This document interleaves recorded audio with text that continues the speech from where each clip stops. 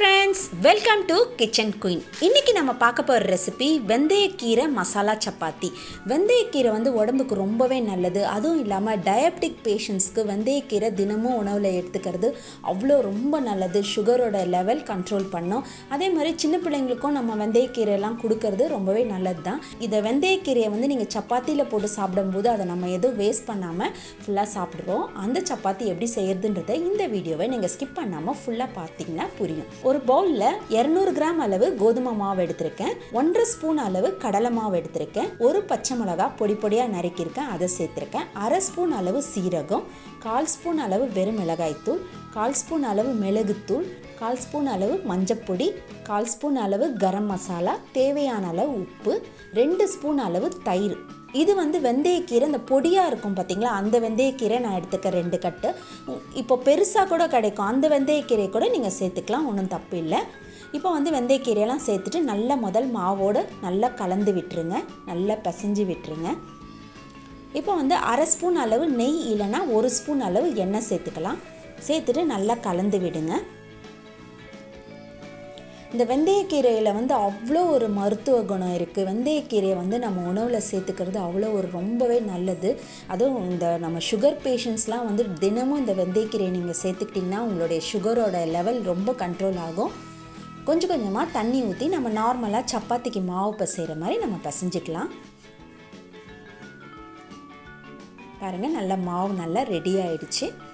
இந்த மாதிரி நீங்கள் கீரையை சேர்த்து நீங்கள் கொடுக்கும்போது சின்ன பிள்ளைங்க கூட எடுத்து போடாமல் அப்படியே சாப்பிட்ருவாங்க. இப்போ வந்து மாவு நல்லா ரெடி ஆகிடுச்சு. மாவு காயாமல் இருக்கிறதுக்கு நீங்கள் மேலே கூட கொஞ்சம் எண்ணெய் தடவி ஒரு 10லேருந்து 15 நிமிஷம் நீங்கள் ஊற வச்சுட்டு சுட்டிங்கன்னா நல்லா சாஃப்டாக இருக்கும். இப்போ ஒரு 10-15 நிமிஷம் ஆயிடுச்சு. இப்போ மாவை வந்து நம்ம உருட்டிக்கலாம். இது வந்து நம்ம வந்து சாதாரணமாக அப்படியே உருட்டியும் சுடலாம், இல்லைனா நம்ம வந்து இதை ஃபோல்ட் பண்ணிவிட்டு நல்லா முக்கோண வடிவத்தில் ஃபோல்ட் பண்ணிவிட்டு நம்ம திரட்டியும் செஞ்சிங்கன்னா உங்களுக்கு வந்து லேயராக வரும். முக்கோண வடிவம்னு கிடையாது, நீங்கள் ஸ்கொயராக கூட நீங்கள் செய்யலாம்.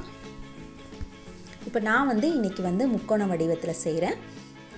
கொஞ்சமாக மாவு எடுத்து நம்ம அந்த கட்டையில் நல்லா தூவிட்டு மாவு நல்லா ஸ்ப்ரெட் பண்ணிவிட்டு நம்ம திரட்டிக்கலாம். அப்போ தான் அந்த உருட்டுறதுல ஒட்டாமல் வரும் உங்களுக்கு. இந்த மாதிரி நல்லா திரட்டிக்கோங்க. இப்போ நீங்கள் இந்த மாதிரி ரவுண்டாக அப்படியே போட்டு எடுக்கிறதுனால எடுக்கலாம், ஒன்றும் தப்பு இல்லை. இப்போ வந்து நடுவில் எண்ணெய் தேய்ச்சிட்டு இந்த மாதிரி நீங்கள் ஃபோல்ட் பண்ணிவிட்டு உருட்டி சுட்டிங்கன்னா கொஞ்சம் லேயராக வரும், நல்லா எழும்பி வரும். சாப்பிட்றதுக்கும் நல்லா பிரிஞ்சு வர மாதிரி இருக்கும், நல்லா சூப்பராக இருக்கும். உருட்டுறது வந்து உங்களுடைய ஆப்ஷன், நீங்கள் எப்படினாலும் நீங்கள் உருட்டிக்கோங்க, தப்பு இல்லை. இப்போ இந்த மாதிரி நான் உருட்டியிருக்கேன். இப்போ தவாவில் நல்லா ஸ்டவ்வில் வச்சுட்டு நல்லா ஹீட் ஆனதும் போட்டு எடுத்துக்கலாம்.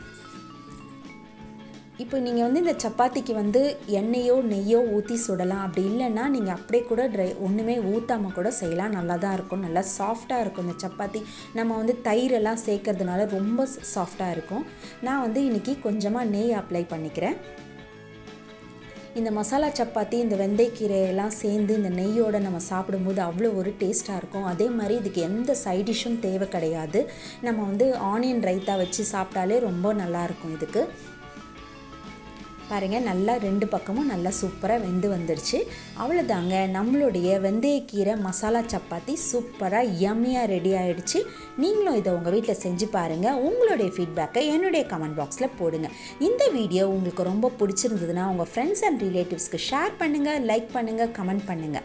நம்ம சேனலை சப்ஸ்கிரைப் பண்ணாதவங்க சப்ஸ்கிரைப் பண்ணிக்கோங்க. பக்கத்தில் இருக்க பெல் பட்டனை மறக்காமல் கிளிக் பண்ணிக்கோங்க. மீண்டும் உங்களை அடுத்த ரெசிபியில் சந்திக்கிறேன். அன்டில் தென், பாய்.